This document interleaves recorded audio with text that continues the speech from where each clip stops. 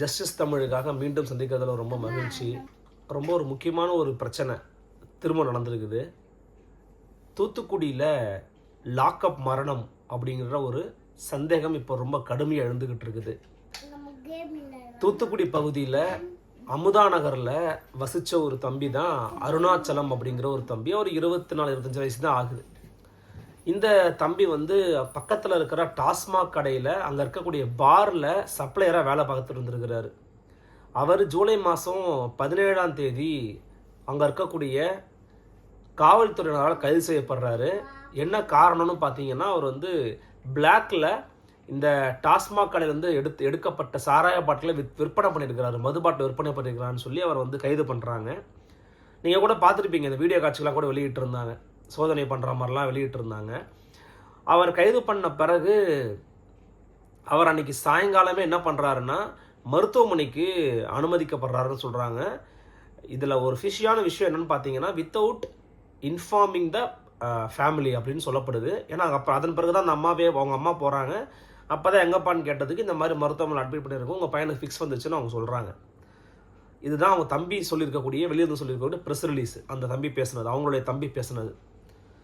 அதன் பிறகு ஒரு 6 நாள் அவங்க அந்த அருணாச்சலம் அப்படிங்கிற தம்பிக்கு வந்து மண்டையில் அடிபட்டுருச்சான், மண்டையில் கட்டி இருந்துச்சாமா. அதன் பிறகு ஆப்ரேஷன் பண்ணாங்களாம். ஆப்ரேஷன் உடனடியாக பண்ணணும்னு சொன்னாங்களாம், பண்ணியிருக்கிறாங்க. பண்ண பிறகு அந்த தம்பி உயிரோடு இல்லை. இப்போ ஜூலை 23ஆம் தேதி அந்த தம்பி மரணம் அடைஞ்சிருக்கிறாரு. உடலை வாங்க மாட்டாங்க, அந்த குடும்பத்தார் மறுத்துருக்கிறாங்க. மறுத்த பிறகு மாஜிஸ்ட்ரேட் முன்னிலையில் பிரேத பிரதோஷம் நடைபெறும் அப்படின்னு சொல்லி மாவட்ட கலெக்டர் வந்து உத்தரவு போட்ட பிறகு அந்த உத்தரவு நடைமுறைப்படுத்தவும் பட்டு இதுவும் முடிஞ்சிருச்சு.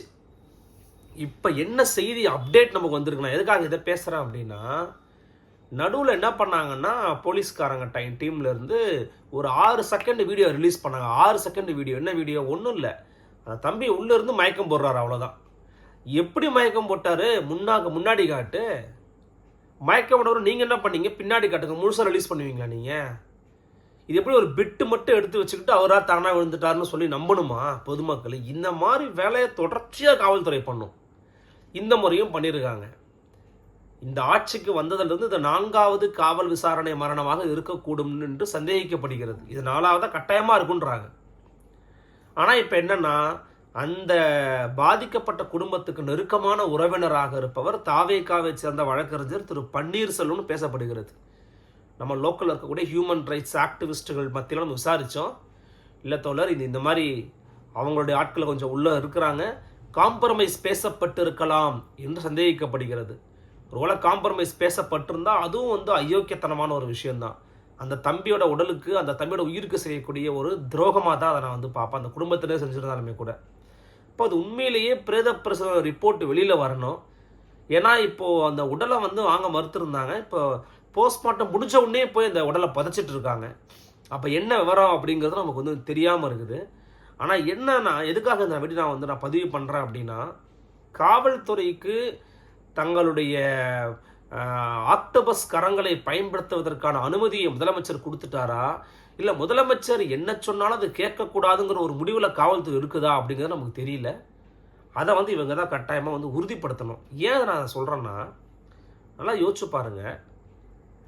அந்த பாதிக்கப்பட்ட குடும்பத்தோட அம்மா வந்து கேட்குறாங்க, ஏங்க நான் வந்து 2 பிள்ளைங்களை வச்சுருந்தேன், வளர்த்துக்கிட்டு வந்தேன்.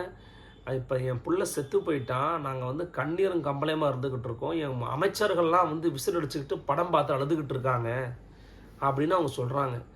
இப்போ வந்து திரைப்படம் பார்க்கவே கூடாதா, திரைப்படம் பார்க்குறதே மகா குத்தமா அப்படின்னு யாரும் சொல்லலை. இந்த ஒரு அம்மாவோட இன்சிடென்ட்டு இப்படி இருக்குது. தமிழ்நாடு மற்றும் இந்தியாவின் நிலைமை இன்னும் வேறு.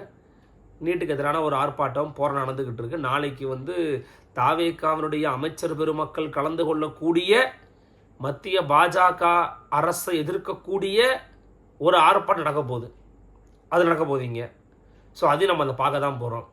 அப்போது அந்த மாதிரியான ஒரு சூழலில் அமைச்சர் பெருமக்கள்லாம் போய் கண்ணீரும் கம்பளையுமா, ஒரு அமைச்சர் சொன்னார் எனக்கு, நம்ம விஜய் பாலாஜின்னு ஒரு அமைச்சர், கைத்தறித்துறை அமைச்சர், சீமான் ஒரு கேள்வியை கேட்டார், ஒரு முக்கியமான கேள்வியை கேட்டார். சேலம் மாவட்டத்தில் ஆனால் அம்பேத்கருடைய சிலையை திறக்க முடியாத அளவுக்கான ஒரு ஒரு மோசமான ஒரு சூழல் தமிழ் நிலவிக்கிட்டு இருக்கு. தாவேகாவுடைய கொள்கை தலைவர்கள் ஒருவர் மரியாதைக்குரிய அண்ணல் அம்பேத்கர் நீங்கள் சொன்னீங்க. அண்ணல் அம்பேத்கருடைய சிலையை எல்லாரும் காசு போட்டு திறந்து வச்சிருக்கிறதுக்கு ஏற்பாடு பண்ணியிருக்கிறாங்க. நடந்த கூத்த கேளுங்க. சாதி இந்துக்கள் தலித்துகள் எல்லாம் சேர்ந்து தான் ஏற்பாடு பண்ணியிருக்கிறாங்க. சிலையை வரட்டும்பான்னு காத்துக்கிட்டு இருந்து சிலையை வந்த பிறகு பார்த்தா அந்த சிலையை அந்த சிலையில் கால் மேலே கால் போட்டுக்கிட்டு இருக்கிற அண்ணல் அம்பேத்கர். அவ்வளோதான், கால் மேலே கால் போட்டுருக்கு அந்த சிலை. எப்படி கால் மேலே கால் போட்டு ஒரு சிலை இருக்கலாம் அப்படின்னு சொல்லி இப்போ வரைக்கும் திறக்க விடலைங்க அந்த சிலையை.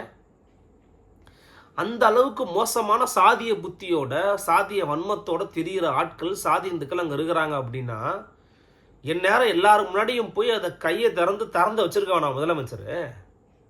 எந்த நாட்டில் எந்த யுகத்தில் எந்த மண்ணில் வாழ்ந்துக்கிட்டு இருக்கிறோம் தெரியப்படுத்தியிருக்க வேணாமா? ஆனால் அதை பண்ணலை அவர். இப்போ அவர் பண்ணலைங்கிறதுல மேட்ரு. இதை கண்டித்து இந்த மாதிரி ஏன் பண்ணலை, இது ஒரு தவறான விஷயம் இல்லையா, சாதி பார்க்கலாமா தமிழ்நாட்டுக்குள்ளன்னு கேட்டிருக்கிறது நாம் தமிழர் கட்சியோ அந்த தலைவர் அண்ணன் சீமான் அவர்களும் கேட்டிருக்காங்க, அறிக்கை விட்டுருக்காங்க. இப்போ அது குறித்து ஒரு கேள்வியை அமைச்சர்கிட்ட கேட்குறாங்க. ஆனால் அமைச்சருக்கு எனக்கு சீமான்னா யாருன்னு தெரியாதுங்க, எம்எல்ஏவா எம்பியான்னு கேட்குறாரு. ஆக்சுவலி ஸ்பீக்கிங் அவருக்கு சீமான்னா யாருங்கிறது தெரியும், நமக்கு தெரியும். அவருக்கு அந்த மேட்ரே தெரியாது. என்ன கேள்வி கேட்குறாங்க, அந்த சம்பவம் எந்த ஊர், யார் சிலை, அந்த சிலையில் என்ன பிரச்சனை, அல்லது இந்த பிரச்சனையை இது ஒரு பெரிய பிரச்சனையை போல் ஊதி பெரிதாக்கக்கூடிய அந்த லோக்கலில் இருக்கிற நிர்வாகிகள் யார், அந்நபர்கள் யார், இதை பற்றி எந்த விதமான புரிதலும் அவருக்கு கிடையாது. அந்த தெரியாதுக்கு பதில் தான் அவர் இந்த தெரியாதுன்னு சொல்லி ஒரு சர்ச்சையை உருவாக்கலான்னு ட்ரை பண்ணார். அவருக்கு தான் அது பேக் ஃபயர் ஆகுங்கிறது வேற. ஏன்னா எல்லாரும் கேட்டாங்க, யாருன்னே தெரியாதவருக்கு எதுக்கு அவங்க அண்ணன் போய் சால்வையை போர்த்தினாரு அப்படின்னு கேட்டாங்க. அவர் முதலமைச்சராக போய் பார்த்தாரு, முதலமைச்சரும் அவரை பார்த்தாரு. ரெண்டு பேரும் பரஸ்பரம் அன்பை பரிமாறிக்கிட்டாங்க. இது நமக்கு நல்ல விஷயம், ஆரோக்கியமான விஷயம். நம்ம வரவற்றோம், பாராட்டணும், இப்பயும் வாழ்த்துறோம். முதலமைச்சர் விஜய் அந்த செயல்பாடு கண்ணியத்துக்குரியது, அதெல்லாம் ஒன்றும் மாற்றுக்கிறது இல்லை. எதுக்காக நான் பதிவு பண்ணுறேன்னா, ஒரு அமைச்சரோட செயல்பாடும் பாருங்கள். இந்த விஜய் பாலாஜிங்கிறவர் இவ்வளோ பேசினாரு, யாருன்னு தெரியாது. சரி, எம்எல்ஏ எம்பி கேட்டோன்னு பதில் சொல்கிறீங்களா? நீங்கள் சொல்ல போகிறது கிடையாது. அழுகிறாரு, அந்த பேனர் தடவிக்கிட்டே அழுகிறாரு. நீங்கள் படத்தை கொண்டாட வேணான்னு நான் சொல்லலைங்க. நான் ஒன்றும் அந்த அளவுக்கு யோசனை இல்லாத ஆட்கள் கிடையாது. அந்த ஜனநாயகன்ற திரைப்படம் எவ்வளோ கஷ்டப்பட்டு வந்துச்சு, அதை தாண்டி வந்த நெருக்கடிகள் என்ன, காலகட்டங்கள் என்ன. ஜனநாயகன் திரைப்படத்தில் நடித்தது தான் தன்னுடைய கடைசி திரைப்படம் தான் திரு விஜய் அவர் அறிவிச்சிருக்கிறாங்க. ஓகே, அதெல்லாம் நீங்கள் ஒரு ஃபீலிங் இருக்கலாம். இப்போது நீங்கள் ஒரு பீப்புள் ரெப்ரசன்டேட்டிவ், ஒரு மக்களின் பிரதிநிதியாக நீங்கள் இருக்கிறீங்கன்னும் போது உங்களுக்கு சில கட்டுப்பாடுகள் இருக்கணும், உங்களுக்கு ஒரு ப்ரைவேசி இருக்கணும்.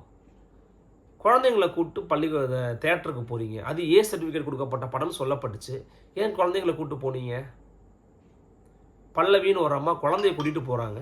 அந்த அம்மாவை நான் சட்டமன்றத்துக்குள்ளே குழந்தைய கூட்டிகிட்டு போனா என்னன்னு நான் கேட்டேன். அந்த அம்மா நான் இன்றைக்கி தேட்டருக்கு கூட்டிகிட்டு போகுது குழந்தைய. ஆச்சரியமாக இருக்குது. இப்போ இவங்கெல்லாம் பண்ணுறது இதெல்லாம் ரொம்ப அட்வான்டேஜ் எடுத்து பண்ணுற மாதிரி இருக்குது.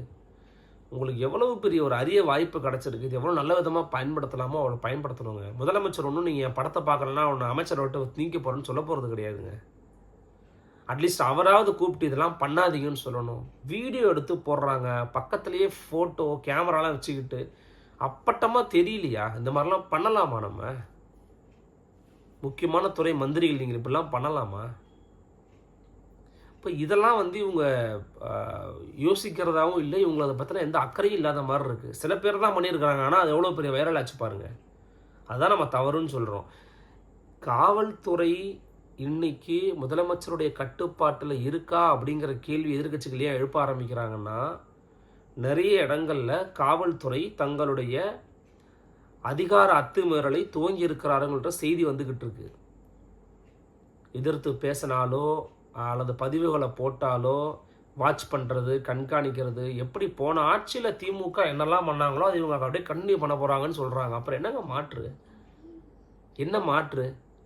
இப்போ அதை தாவேகா அரசு அதன் தலைமை நினைத்திருந்தால் அதை தயவு செய்து அதை நிறுத்தி அதை நிப்பாட்டி ஆக்கப்பூர்வமான விஷயங்களுக்கு வரணும். ஆக்கப்பூர்வமான விஷயங்களுக்கு வாங்க. இப்போ சிபிசிபியும் போராடிக்கிட்டு இருக்காங்க. அனுமதி மறுத்துட்டீங்க, போராட்டத்துக்கு அனுமதிக்கு கேட்டு போராடிக்கிட்டு இருக்காங்க. காவல்துறை இன்னொருத்தவங்களை அடிக்கிறது, ஏமாந்தவன் கிடச்சா அவன் தரலாம் மிளகா அரைக்கலாம் நினைக்கிறது அப்படிங்கிற குணத்தை விடாத வரைக்கும் மக்களுக்கு உங்கள் மீது மதிப்பும் வராது, உங்கள் மீது மரியாதையும் வராது. உங்களை பார்த்தா மரியாதை கொடுக்கணும், மதிப்பு கொடுக்கணுன்ற எண்ணமே தோன்றாது. நிறைய நல்லவங்க இருக்கிறாங்க காவல்துறையில், அதுக்கு மாற்றுக்கிறதே கிடையாது. எண்ணற்ற அன்பர்கள், எனக்கு நெருக்கமான சொந்தங்கள், என் தோழர்கள்லாம் அதில் இருக்கிறாங்க. அவ்வளவு அன்பானவங்க, அவ்வளவு அறிவானவங்க, மக்கள் மீது அக்கறை உடையவங்க. ஆனால் இதே இதுக்குள்ளே கருப்பு ஆடுகளும் இருக்காங்க. அதனால் வேறு வழி கிடையாது. அதை களையெடுக்க வேண்டிய பொறுப்பும் கடமையும் நமது முதலமைச்சர் மரியாதைக்குரிய விஜய் அவர்களுக்கு தான் இருக்குது. இது காவல் விசாரணை மீண்டும் இது ஒரு காவல் விசாரணை மரணமா இல்லையாங்கிறத அவர் தான் தலையெடுத்து விசாரிக்கணும். ஒரு அமைச்சர் போலங்க, துறை சார்ந்த அமைச்சர், அந்த பகுதி சார்ந்த அமைச்சர் ஸ்ரீநாத் தோழர் இருக்கார், அவர் ஏன் போய் பார்க்கல? முதலமைச்சருக்கு நெருங்கின தோழர் தானே அவர் ஏன் போய் களத்துக்கு போய் பார்க்கல? கீதா ஜீவன் போனாங்க, திமுக எதிர்கட்சியாக இருக்குது, ஸோ போகிறாங்க. ஆளுங்கட்சியாக இருக்கிறவங்க போக தேவையில்லையா? ஒரு மாவட்ட செயலர் போக தேவையில்லையா? என்ன நடந்துச்சுன்னு போய் கேட்க தேவையில்லையா? அது கஸ்டடியல் டார்ச்சரோ இல்லையோங்க, ஒரு தார்மீக அடிப்படையில் ஒரு ஆதரவு இவ்வளவு பெரிய பர்னிங் இஷ்யூவாக மாறி இருக்கு. என்ன பிரச்சனை? போய் பார்க்கலாம். ஒன்றுமே வரலையே. கரம் பற்றி நிற்கவே நீங்கள் தயங்குறீங்களே. ஒரு காவல் விசாரணை மரணம் நடந்தாலும் அது ஒரு அரசாங்க நிர்வாகத்தின் தோல்வி என்று தாவேகா தன்னுடைய கொள்கை அறிவிக்கையில் அறிவிச்சிங்க. இப்போ இது இந்த மாதிரி விஷயங்கள் அரசு நிர்வாகத்தின் தோல்வியா, தோல்வி இல்லையா? இந்த அரசினுடைய தொடர் செயல்பாடுகள் பல விமர்சனங்களை நாளுக்கு நாள் பெற்று வருவது அவர்களாகவே தங்களுக்கு செய்யக்கூடிய செயல்கள் தான். வேற யாரும் வெளிலேருந்து யாரும் பண்ணல. ஒரு நாள் திமுக பண்ணிட்டுன்னு சொன்னாங்க, இப்போ திமுக எதுவும் பண்ணுறது கிடையாது. அவங்க அமைதியாக விட்டாங்க. உங்கள் அமைச்சர்களுடைய செயல்பாடு, நீங்கள் எடுக்கக்கூடிய முடிவுகள், உங்கள் காவல்துறையுடைய அட்ராசிட்டிஸு, இதெல்லாம் தான் நம்ம பார்க்குறோம். பாருங்கள், இப்போ காவிரியில் நீங்களே போய் அமைச்சர்கிட்ட போய் எதிர்க்க அந்த பக்கத்து மாநில முதலமைச்சரை பார்த்துட்டு வர போகிறேன்றீங்க. இது ரொம்ப தவறான முன்னுதாரணங்கிறார் அன்புமணி ராமதாஸ். சரிதானே? எதுக்கு நீங்கள் போகிறீங்க அப்படின்னு அவர் கேட்குறாரு. சட்டப்படி நம்ம கிடைக்க வேண்டியதுங்க தண்ணி. காவிரியில் ஒருத்தர் எழுதுறாரு, தம்பி காவிரியில் தண்ணீர் வரல, அமைச்சர் கண்களில் கண்ணீர் வருது. எதுக்கு? ஜனநாயகன் படத்தை பார்த்துட்டு. நம்மெல்லாம் சொல்லியிருக்கோம், வடக்கில் இருக்கிற தோழர்களை பார்த்து அவங்களுக்குலாம் ஒன்றுமே தெரியல, ஒன்றுமே புரியல, ஒன்றும் தெரியலாமல் இருக்காங்க. இப்போ அவங்க போராடுறது பேன் நீட்டுக்காக இல்லை, ஃபேர் நீட்டுக்காக. இப்போ தான் ஃபேர் நீட்டுக்கு வந்திருக்காங்க. இன்னும் கொஞ்ச நாள் கழிச்சு பேன் நீட்டுக்கு வருவாங்க. வெயிட் பண்ணுங்க. உடனே இங்கே ஒரு இது எப்படி அவங்களும் இவங்களும் ஒன்றுன்னு சொல்லுவீங்க? ஏங்க, நம்ம முன்னாடி கண்டுபிடிச்சதே இப்போ தாங்க கிட்டே வந்திருப்பாங்க. ஒட்டுமொத்த இந்தியாவும் பல ஜப்பானுக்கு சீனாக்கெல்லாம் எவ்வளோ பின்னாடி தான் இருக்கிறோம். நம்ம அதுக்காக இல்லைன்னு ஆயிருமா? அது பேன் நீட்டு நம்ம கேட்குறோம். ஆமாம், இப்போ ஒரு ஃபேர் நீட்டு கேட்குறாரு. இன்னும் 4 அடி வாங்கினார்னா பேன் நீட்டுக்கு வருவார். நம்ம தான் எடுத்து புரிய வைக்கணும். நீட்டுன்னா என்ன, அது ஏன் மாநில உரிமைக்கு எதிரானது, அது ஏன் கல்வியல் உரிமைக்கு எதிரானது, அது ஏன் மனித உரிமைக்கு எதிரானதுன்னு நம்ம அப்போ தான் புரிய வைக்க முடியும். இங்கே இருக்கவங்களாம் சொல்லுவாங்க, இந்த எக்ஸாமை கேன்சல் பண்ணிடலாமா, இந்த தேர்வை கேன்சல் பண்ணிடலாமா அப்படின்னு. எந்தெந்த தேர்வு எதுக்கு எழுதுறாங்கன்னு தெரிஞ்சுக்கிட்டு பேசணும். எந்தெந்த தேர்வை எதுக்கு யார் எப்படி எழுதுறாங்கன்னு தெரியாமல் வாய விட்டீங்கன்னா பிரச்சனையாயிரும். எதிரில் உட்காந்துக்கிட்டு இருக்கவங்க எதுவும் கேட்க மாட்டாங்க அப்படிங்கிறதுக்காக வாயில் அதை அடித்து விட்டுட்டு ஃபயர் வாங்கிட்டு போகலான்னு ட்ரை பண்ணக்கூடாது. நீட்டை ஆதரிக்கிறவங்க யாராச்சும் ஒருத்தர் இன்னைக்கு எந்தெந்த மெடிக்கல் கல்லூரியில் கேபிட்டேஷன் ஃபீஸ் வாங்கலைங்கிறத நிரூபிக்க முடியுமா? இன்னும் வாங்கிட்டு தான் இருக்கிறாங்க. அதை ஏன் தடுக்க முடியல உங்களால்? இன்னைக்கு 700 மார்க்குக்கு குறைந்தபட்ச மார்க் என்னவோ அதை வாங்கிட்டு ஒருத்தரால் மெடிக்கல் காலேஜுக்குள்ளே போக முடியுது சார். என்ன சார் நீட்டு? உங்களுக்கு நீட்டு மருத்துவக் கல்லூரியோட தரத்தை உயர்த்திருச்சு, என்ன உயர்த்திருச்சு? அப்போ அந்த பிரச்சனையை குறித்து இங்கே ஒரு டிபேட் டிஸ்கஷன்ஸ் நடந்துக்கிட்டு இருக்கு. அதுதான் தாவேகாவோட கொள்கைன்னு சொல்கிறீங்கன்னா அதை ஷார்ப்பன் பண்ணுங்க, அல்லது அதுக்கான வழி சமைச்சு கொடுங்க, அதுக்கான ஒரு ஸ்பேஸ் கொடுங்க. தேவையில்லாமல் காவல்துறையை வச்சு இது போன்ற நெருக்கடிகளை உருவாக்க பார்த்தீங்கன்னா எப்படி திமுக ஆட்சி காலகட்டத்தில் கூலி படம் பார்க்க போனாங்களோ அது மாதிரி தான் நீங்கள் ஜனநாயகன் படம் பார்க்க போகிறத மக்கள் பார்ப்பாங்க. என்ன ஒன்று, அன்றைக்கி ஒரு குறிப்பிட்ட மக்கள் போராடிக்கிட்டு இருந்தாங்க, தூய்மை பணியாளர்கள் தோழர்கள். இங்கே செக்ஷன் ஆஃப் சொசைட்டி போராடுது, யங்ஸ்டர்ஸ் போராடிக்கிட்டு இருக்காங்க, அங்கங்கே போராடிக்கிட்டு இருக்காங்க. அரசியல் ரீதியாக அவங்கள விழிப்புணர்வு அடைய செய்வதற்கு உங்களுக்கு ஒரு நல்லது ஒரு வாய்ப்பு ஒன்று கிடச்சிருக்குது. அதை நோக்கி பயணம் பண்ணுங்கன்னு தான் நம்ம ஒரு கோரிக்கையாக தான் அந்த தாவேக அரசுக்கிட்ட வைக்கிறோம். தாவேக அரசு செவிமடுக்கும்னு நான் நம்புகிறேன். உங்கள் கருத்துக்களை கமெண்ட் செக்ஷனில் பதிவு பண்ணுங்கள். என்ன பண்ணுறாங்கன்னு பார்க்கலாம். நன்றி.